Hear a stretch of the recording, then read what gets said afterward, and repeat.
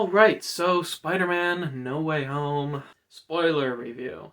This video will be full spoilers, and it might seem a little jumpy because I'm just going to be talking about stuff not in any real random order, just because there's so much to talk about that I don't even know how to begin to line up what I want to talk about. This might seem convoluted, but I'll do the best that I can.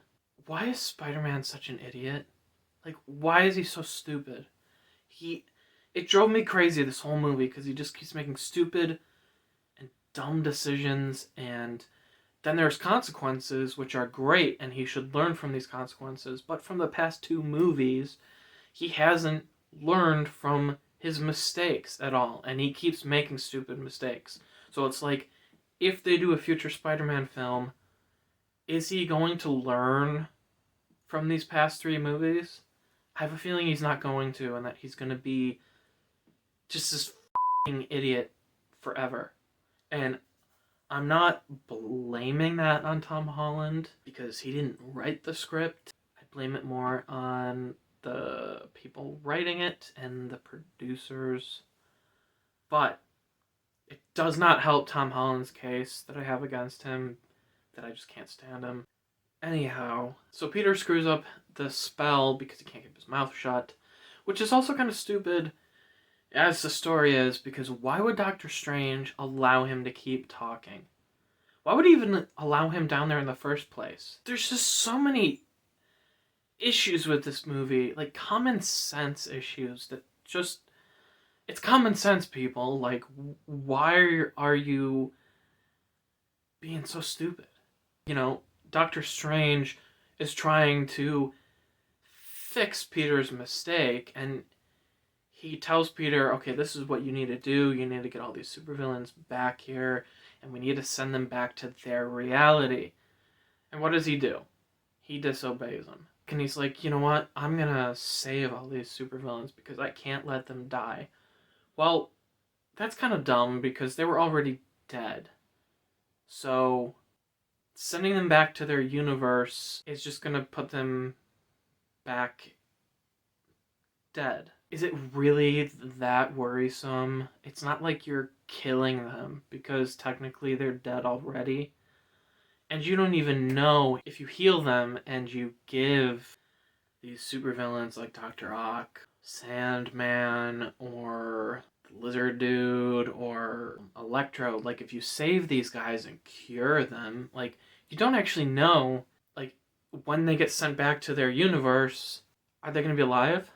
Because if you look at how timelines work, and the different timelines for the different universes and different realities, if they got sent back, they'd be sent back to the time that they were just taken out of, which is them being dead, right? So, from here to here, they were a supervillain, then they died, then they got pulled to this point and got fixed, then they get sent back, and when they get sent back directly to the point where they died, so it's not like they could stay alive and fix all this crap that they did. So, even in that sense, it doesn't even make sense at all. Can we talk about MJ for a minute? What a bitch. Like, she is so annoying. And I guess it fits perfectly with the story, because the story's annoying. Tom Holland's version of Peter Parker is annoying, so let's make MJ annoying as well. She basically, is super disrespectful to Doctor Strange, and she blames everything that got screwed up that is 100% Peter Parker's fault. She blames it on him because he cast the spell. Well, he cast a spell to fix everything, and while he was casting it, Peter Parker messed it up. So it's not his fault, it's Peter Parker's fault. And yet, you treat the Sorcerer Supreme, or he's supposed to be the Sorcerer Supreme, you treat him like terrible because you're just a terrible person. And you can't accept the fact that your stupid boyfriend is to blame for f***ing everything up. when she said that thing to Doctor Strange, and I don't remember exactly how she said it, but she basically just blamed him for everything. I remember I was just like, I sat there and I was like, is she serious? Like, is this for real? And then he's like, you know what? You're right. And I'm like,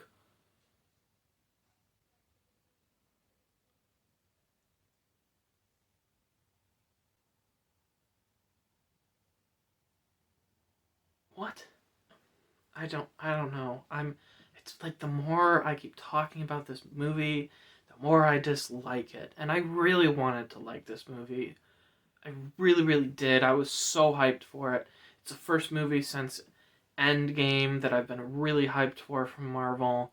And it was such a disappointment. And I'm going to get into the things that are the big disappointments for me. But first, I'm going to touch on the thing that I really liked. Matt Murdock shows up as Spider-Man's attorney. I was so happy. I actually was like clapping and I was like, "Woo, yes!" People were laughing at me, but they'll never see me again, so I don't care. That was awesome because now he's officially stamped into the MCU timeline because the Netflix shows, they reference events very like carefully about things that happened in the MCU, like the destruction of New York because of the Avengers. They reference a man in a flying suit of armor or a green rage monster, and we know who they're talking about, but they were never like cemented into the MCU films, and in the films they were never even mentioned at all. So the fact that Charlie Cox's version of Matt Murdock slash Daredevil is in this movie, I was like, yes, like that was great. I was so hoping that was going to happen, and it did, and I'm so happy about that. Do I like the way they did it? Not exactly. Here's why. I liked how he showed up. I liked what he did. I wish he would have been in more. It's fine that he wasn't in more.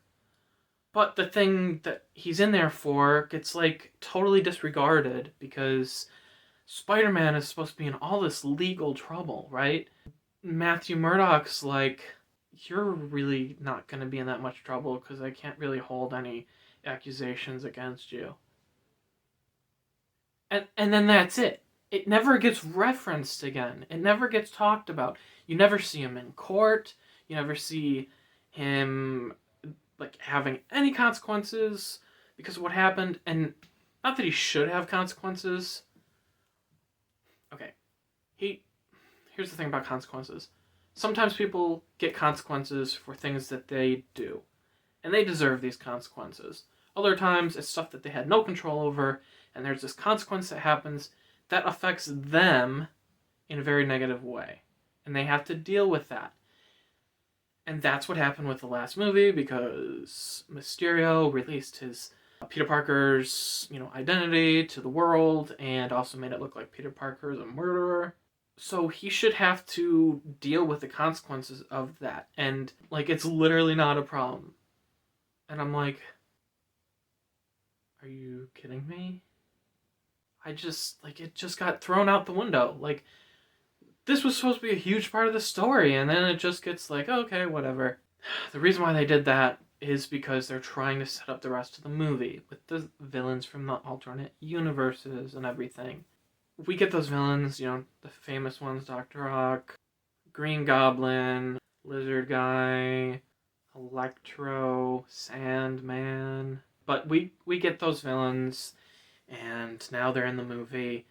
And of course, he disobeys Doctor Strange, and he tries to cure them all. Sometimes in life, even if you're given that second chance to change something, it might be worse. It was just completely illogical of Peter to disobey Doctor Strange, like, on any level. Like, just for almost every single reason there is. It was just wrong. It wasn't just that it was wrong, but the movie made it seem like it was justifiable, and it's not at all. And that was just So aggravating. I'm sure there's a ton to talk about. I'm gonna talk about Andrew Garfield Garfield, whatever. Andrew's part in the movie and Tobey's part in the movie. I loved how they had Andrew show up. I thought it was great, but then I'm like, please don't have Tobey show up this way because it's gonna like diminish any emotional impact because we just saw it with another Spider-Man, so now we're gonna see the same thing with Tobey. Come on, please don't do it. And then they do it, and he comes in basically the same way Andrew did. What a lazy way. I mean, you're building this movie and the hype around this movie on nostalgia. From the original trilogy, from the two Amazing Spider-Man films, and from Marvel as a whole. And you're building the hype of this movie on that nostalgia, and then that's the best and coolest way you have for the greatest Spider-Man who's ever been on the big screen to show up, is for him to show up exactly like Andrew just did, except for he's not wearing a suit. Oh, did I mention he's not even wearing his suit? How lame. Like, there's just so much about this movie that so I hated that. I hated it. It's a problem for me when I'm watching a movie and something happens and I'm thinking, I could do that better. This is not the way I would do it. I could find 10 other ways to do it and have it be better than this. And you have people who are professional screenwriters and professional directors and actors and producers who all read this script and they didn't say, hey, just saying, is anyone open to the idea of changing this idea, changing this line, changing this scene just a little bit? I remember a few years ago, I made a movie with my friends at the time out in the woods behind our house, and it was a huge ordeal for us to make. And I remember me and my sister wrote the script and wrote the story, and we showed it to the people who were acting it with us, and we said, we're totally open to ideas, any creativity you have, either reading this and you come up with ideas, or if we're on the day of filming, if you come up with a line you want to say that might sound better, or a little scene you want to add in, or something.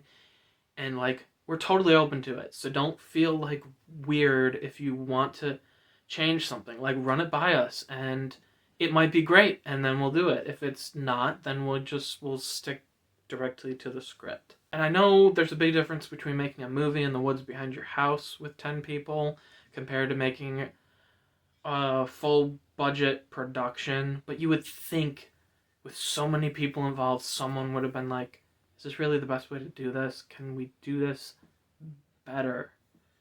And if I can be sitting watching a movie and think of 10 better ways to do it, you would think with all these people, one of them would have come up with a better way to do some of these things, especially Tobey's entrance. It was just extremely disappointing. It just was. Then we get to the end fight scene, and I don't like movies where the heroes are like, we're never going to kill this bad guy. We have to save them. We are going to save them because I am a strong believer that there are people that are past the point of being redeemable. I think that certain people, when they cross over that line, like, here's the line, and they're teetering on bad and here's the point, right? And they're on the line teetering between good and bad. And so they're on good, then they're starting to be like neutral, they're leaning to bad, and then when they go off into evil, I just don't think there's a way that they can come back from that and be redeemed. I just don't think it's possible. And I hate in movies where the hero, like, it's nice to be optimistic, but it's not realistic. You lose emotional and what's the word? Intensity. You lose the intensity as a viewer when you're watching a fight scene where you know the good guy is not gonna die, and he says, I'm not gonna kill the bad guys. We have to save them no matter what. We're here to save them, not to kill them. Or send them back. In this case, in this movie, to send them back to how they were before, which was non-existent because they were dead. So it's not even like it's that big of a deal. You can't save everybody. You can't save all the good people. You can't save all the bad people. And that's part of the thing of being a hero. And that's part of the thing you've got to deal with, especially like Spider-Man. I mean, that's what he's known for, is he's the everyday person who has to deal with the responsibility of not always being able to save everyone or stop all the evil or make all the good. And this movie lost that whole premise, that whole emotional intensity, because we can't hurt the bad guys, we gotta save them. Like, no, it just doesn't, life doesn't work like that. And I know movies are an escape from reality and meant for entertainment and to have that happy ending and everything, but I don't like that in my superhero movies. I don't. So, in Man of Steel, I think part of what set Man of Steel aside and made Superman one of my favorites is that you see him kill Zod at the end of the movie, and it's because he has absolutely no choice. And not only no choice in that exact situation because of the laser beams coming out of Zod's eyes, and it's going to kill that family if his head turns this far. So he's got to hold his head like this, and then he's like, the only way to stop is to kill him by cracking his neck. But even if it wasn't that situation, Zod told him, he's like, I'm not going to stop until you stop me. I'm not gonna stop until everyone on this planet is dead. When you have a villain like that, you have no choice but to do the very difficult thing and end them. And when he did that in Man of Steel, I was like, oh my gosh. This is like real life. Like, you're gonna see how this affects him, and you do in the following films. But in this movie, it's like they threw out that whole idea. Like, the only idea, maybe I'm just sounding like redundant at this point, so I'm gonna move on from this, but the whole idea is, and the only outcome is we rescue everyone and save them all and have them return to normal, and I guess they're alive when they get sent back or whatever. I don't like that. I don't like that in any movie, and I really don't like it in this movie. I was hoping for more of a fight scene near the end, and it just wasn't there. And I think part of the reason why it wasn't there wasn't because the fight scene was lame, but because it didn't have that emotional weight going on.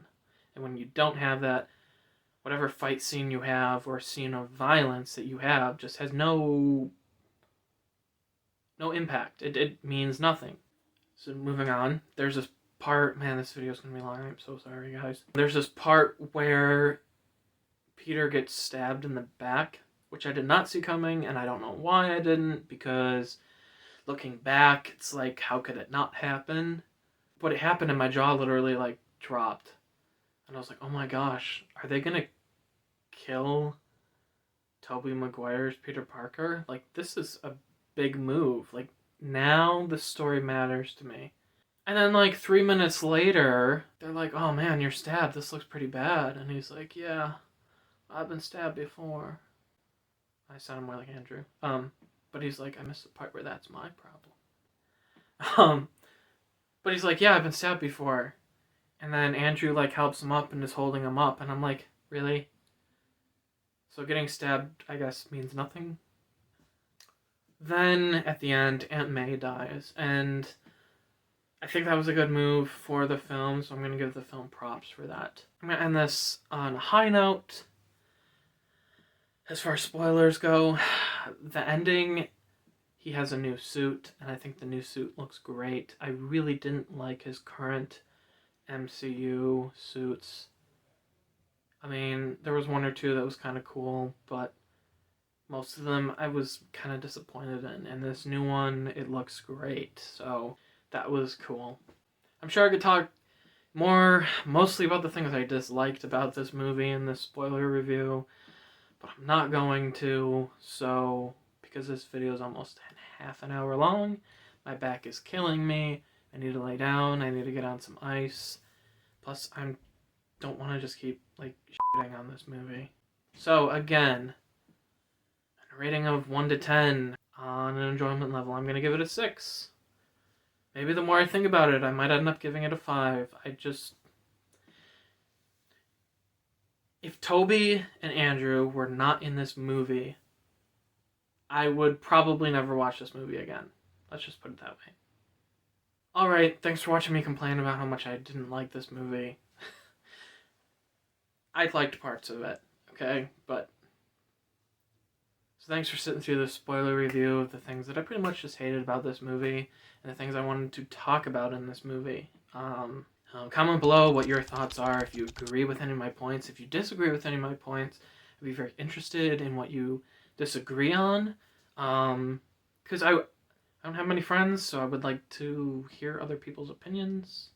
And the only way I can do that is through comments, so comment below. Like this video, subscribe if you would. I'd really appreciate it. And remember that I'm doing a Q&A because I reached 1,000 subscribers. And so I do have a Q&A video coming up in the near future. So if you have a question you'd like to ask me, go to the video that I'll put in the description below and comment on there asking me a question, and I will most likely answer that question in this future Q&A video. And just an FYI, I usually don't go this long on reviews, but this movie just is an exception. I'm Aaron, thanks for watching, and I hope you see me in another video. Goodbye.